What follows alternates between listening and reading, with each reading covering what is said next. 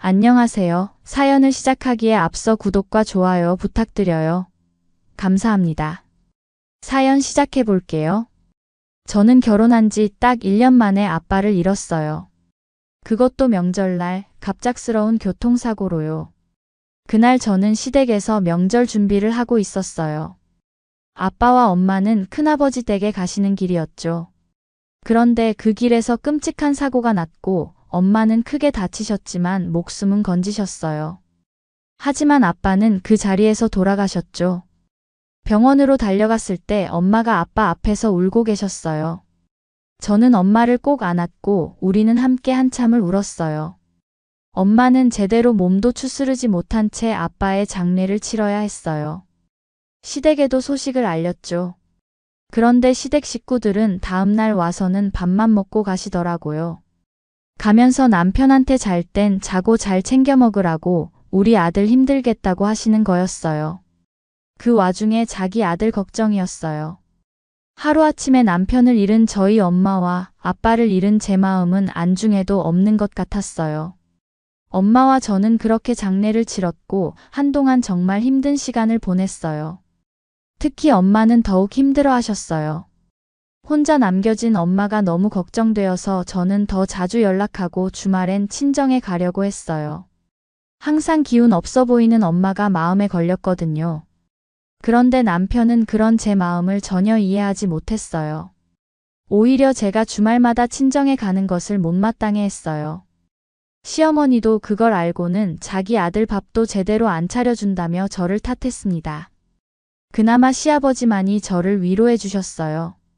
결혼하고 나서부터 시댁 식구들 중에서 유일하게 시아버지만이 제 편을 들어주셨어요. 아무도 없을 때 조용히 다가오셔서 괜찮냐고 물어보시고 하루아침에 아빠가 돌아가셔서 많이 힘들겠다고 위로해 주셨어요. 시어머니가 뭐라고 해도 시아버지는 뒤에서 저한테 신경 쓰지 말라고 하시곤 했습니다. 하지만 시어머니 앞에서는 한마디도 못 하셨어요. 시어머니는 결혼 후 시집살이를 호되게 했다고 자주 말씀하셨고 그래서 시아버지는 늘 미안해하셨대요. 시어머니는 그 고된 시집살이의 한을 시아버지한테 풀었어요. 제가 보는 앞에서도 시아버지를 무시하고 함부로 대하셨어요. 당신은 가만히 있으라고 당신이 뭘 아냐고 하면서 시아버지 말씀을 자르고 됐다고 하시면서 듣지도 않으셨거든요.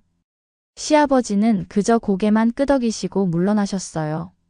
남편도 시어머니를 닮아서인지 시아버지한테 은근히 무시하는 태도를 보였어요. 그런데 그 화풀이가 이제는 저한테까지 향하는 것 같았어요. 시어머니는 제가 주말에 친정에 가는 것도 싫어하셨고 결혼했으면 남편한테 잘해야 한다며 계속 잔소리를 하셨어요. 우리 신혼집과 시댁, 친정은 모두 차로 20분 정도의 거리였어요. 원래라면 명절 전날 시댁에 가서 음식 준비를 돕고 집에 가서 자고 다음날 다시 가면 되는 거리였죠. 하지만 시어머니는 꼭 명절엔 시댁에서 자고 가길 원하셨어요. 아빠가 돌아가시고 첫 명절이 다가왔죠. 친정엄마는 시댁에서 차례 지내고 점심 먹고 천천히 오라고 하셨어요. 그리고 아빠 납골당에 같이 다녀오자고 하셨죠. 저는 이번에도 명절 전날 시댁에 가서 음식을 준비했어요. 물론 남편은 거실에 누워서 TV만 보다가 낮잠을 자더군요. 다음날 일찍 일어나 차례상을 준비하고 9시에 차례를 지냈어요. 그리고 저는 아빠가 돌아가시고 첫 명절이니 엄마랑 납골당에 가야 한다고 말씀드렸어요. 그런데 시어머니가 이따 오후에 시누이도 오는데 어딜 가냐면서 난리를 치셨어요. 저는 아빠가 돌아가시고 첫 명절인데 엄마 혼자 납골당 가시게 할 수 없다고 말씀드렸어요. 그러자 시어머니는 언제까지 그럴 거냐며 소리를 지르셨어요. 결국 엄마는 혼자 납골당을 다녀오셨어요. 제 마음이 너무 아팠어요. 그날 저는 시누이까지 보고 저녁까지 차리고 치우고 나서야 집에 올 수 있었어요. 집에 와서 남편과 크게 싸웠어요. 왜 옆에서 보고도 한마디도 안 하냐고 따졌더니 남편은 제가 유난 떤다며 시어머니 편을 들더군요. 화가 난 저는 혼자 친정으로 갔어요. 남편은 따라오지도 않았어요. 그날 저는 남편한테 정말 많이 서운했고 정이 뚝 떨어지는 걸 느꼈죠. 그렇게 며칠을 서로 말도 안 하고 지내던 중 더 큰 충격을 받았어요. 남편에게 7천만 원이나 되는 빚이 있다는 걸 알게 된 거예요. 알고 보니 시누이가 이사하는데 돈이 부족하다며 빌려달라고 했고 남편은 제 동의도 없이 대출까지 받아서 몰래 빌려준 거였어요. 더 어이없는 건 그 돈을 시누이가 아니라 남편이 갚고 있다는 거였어요. 그것 때문에도 크게 싸웠지만 남편은 오히려 저보고 독하다고 했어요. 가족끼리 꼭 그렇게까지 다 받아내야 하냐면서요. 그렇게 일은 계속 터졌고 남편과 저는 점점 멀어져만 갔어요. 그리고 또다시 명절이 다가왔어요. 아빠 기일이었어요. 이번에도 전날 시댁에 가서 음식을 준비했고 다음날 차례를 지냈어요. 그리고 저는 친정에 가보겠다고 말씀드렸어요. 저녁에 아빠 제사를 지내야 하는데 엄마가 혼자 음식을 준비하고 계셨거든요. 시어머니는 제사는 저녁에 지내는데 왜 서두르냐고 하셨어요. 저는 엄마 혼자 음식 하시는데 가서 도와야 한다고, 저희 아빠 제사니까 가서 도와야 한다고 말했어요. 그러자 시어머니가 폭발하셨어요. 내가 그동안 참고 있었는데 해도 너무하다. 주말에도 뻑하면 친정 가고 우리 아들 밥도 제대로 못 차려주면서 명절에도 꼭 이렇게까지 해야 하냐? 네 부모만 중요해? 너처럼 지 부모만 챙기는 며느리 필요 없어. 갈 거면 이혼할 각오하고 가. 더 이상 참을 수 없었어요. 저도 말했어요. 저도 그동안 참았는데요. 어머님 아들이랑 더 이상 못 살겠어요. 이혼하겠습니다. 남편한테도 집으로 오지 않아도 된다고 했어요. 그때 시아버지가 처음으로 화를 내셨어요. 다들 그만하라고 하시면서 저보고 빨리 친정에 가보라고 하셨어요. 남편한테도 넌 뭐 하고 앉아있냐며 가라고 하셨죠. 저는 혼자 가겠다고 하고 시댁을 나왔습니다. 친정에 도착해서 엄마를 보자마자 참았던 눈물이 터져나왔어요. 엄마는 그런 저를 안쓰러워하시며 하고 싶은 대로 하라고 하셨어요. 다음날 아침 시아버지한테서 전화가 왔어요. 미안하다고 하시더군요. 그러면서 제 뜻대로 하라고 하셨어요. 그런데 놀라운 건 시아버지께서 시어머니한테 이혼하자고 했다는 거였어요. 그동안 시어머니가 시아버지께 한 것을 생각해보면 이해가 가긴 했죠.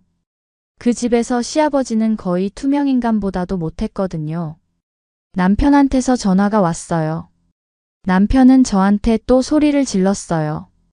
저 때문에 자기 부모님이 이혼하게 생겼다면서 이게 다 저 때문이라면서 탓하더라고요. 저는 냉정하게 대답했죠.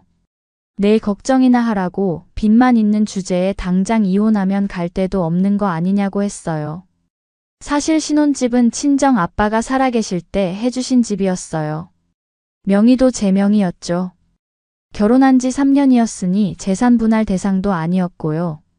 이혼 절차는 생각보다 빠르게 진행됐어요. 시아버지와 시어머니도 이혼 절차를 밟으셨어요.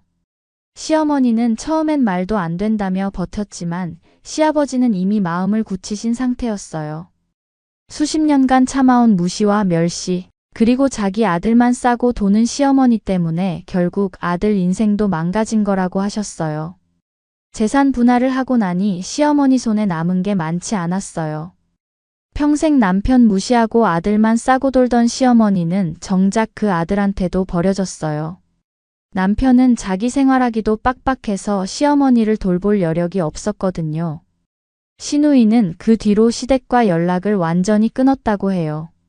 아마 시아버지한테 돈 갚으라는 소리 들을까봐 피하는 것 같았어요. 시누이는 남편뿐 아니라 시아버지한테도 이사 비용이 부족하다며 5천만 원을 빌려갔다고 하더군요. 결국 그 가족은 뿔뿔이 흩어진 셈이었죠. 저는 천천히 제 삶을 다시 시작했어요. 몇 달 후 시아버지한테서 연락이 왔어요. 이혼이 마무리됐다는 소식이었어요. 시아버지는 이제야 숨통이 트이는 것 같다고 저도 잘 지내고 있냐고 물으셨어요.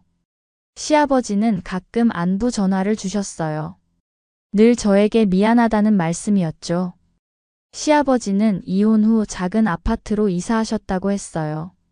오래 미뤄왔던 취미생활도 시작하시고 친구들도 만나시면서 제2의 인생을 사신다고 했어요. 전화 목소리가 예전보다 훨씬 밝아지셨더라고요. 남편은 가끔 지인들을 통해 소식이 들렸어요. 빚을 갚느라 힘들어한다는 얘기, 승진해서 밀렸다는 얘기가 돌았어요. 하지만 저는 더 이상 그 사람의 삶에 관심이 없었어요. 시어머니는 혼자 살면서 많이 힘들어한다는 소식을 들었어요. 남편은 생활비조차 제대로 못 보내주고 시누이는 연락도 끊었고 시아버지는 새로운 삶을 사시고 계셨으니까요. 평생 자식들을 위한다며 살았지만 정작 본인을 위해주는 사람은 아무도 없었던 거죠. 남편도 재혼했다는 소식을 들었어요. 하지만 빚 때문에 새 배우자와도 그 문제로 자주 싸운다는 얘기가 들렸어요. 결국 사람은 변하지 않는 것 같았어요. 그렇게 그 가족은 완전히 뿔뿔이 흩어진 셈이죠. 자기 욕심만 채웠던 사람들. 가족이라는 이름으로 서로를 이용하고 상처 줬던 사람들의 말로였어요. 저는 가끔 만약 제가 계속 참고 살았다면 어떻게 됐을까 생각해요. 아마 저도 행복하지 못했을 거고 엄마도 외롭게 지내셨을 거예요. 용기를 내서 정말 잘했다는 생각이 듭니다. 진짜 가족은 피로 연결된 사람들이 아니라 서로를 존중하고 사랑하는 사람들이라는 걸 배웠어요. 그리고 때로는 떠나는 용기가 머무르는 것보다 더 큰 사랑일 수 있다는 것도요. 엄마는 이제 많이 밝아지셨어요. 함께 여행도 다니고 취미 생활도 하시면서 제2의 인생을 즐기고 계세요. 저도 엄마와 함께 행복한 시간을 보내고 있습니다. 아빠가 돌아가신 지 이제 5년이 지났습니다. 여전히 그립지만 이제는 웃으며 추억할 수 있게 됐어요.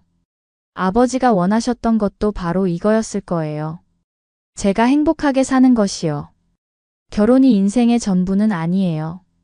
잘못된 결혼보다는 혼자 사는 게 100배 낫고 나를 존중하지 않는 사람과 사는 것보다 나를 소중히 여겨주는 사람을 기다리는 게 훨씬 낫다는 것도요. 그리고 가장 중요한 것은 용기였습니다. 떠날 용기, 새로 시작할 용기, 내 행복을 선택할 용기. 그 용기가 없었다면 저는 지금도 그 집에서 눈치 보며 살고 있었겠죠. 이제 저는 새로운 사람과 새로운 가정을 꾸릴 준비를 하고 있어요. 이번에는 서로를 존중하고 서로의 가족도 소중히 여기는 진짜 가족을 만들 거예요. 명절이 행복한 날이 되고 가족 모임이 즐거운 시간이 되는 그런 가정 말이에요. 진짜 탄탄한 가정은 한 사람이 떠난다고 무너지지 않죠. 서로를 존중하고 사랑하는 가정은 위기가 와도 함께 극복해 나가죠. 인생은 한 번뿐이에요. 그 소중한 인생을 눈치 보며 참으며 불행하게 살 이유가 없어요. 행복할 권리는 누구에게나 있으니까요. 지금 이 글을 읽는 누군가가 저처럼 힘든 시간을 보내고 있다면 용기를 내라고 말해주고 싶습니다. 참는 게 미덕이 아니에요. 내 행복을 포기하면서까지 지켜야 할 관계는 없어요. 진짜 가족이라면, 진짜 사랑한다면 서로를 존중하고 배려해야 해요. 일방적인 희생을 강요하는 건 사랑이 아니에요. 그건 그냥 이용하는 거죠. 이게 제 이야기입니다. 용기를 내서 제 행복을 선택한 이야기. 그리고 그 선택이 옳았다는 것을 증명한 이야기예요. 지금도 가끔 그때 생각을 합니다. 만약 제가 그날 참았다면? 만약 제가 시어머니 말대로 친정을 포기하고 계속 시댁에 머물렀다면?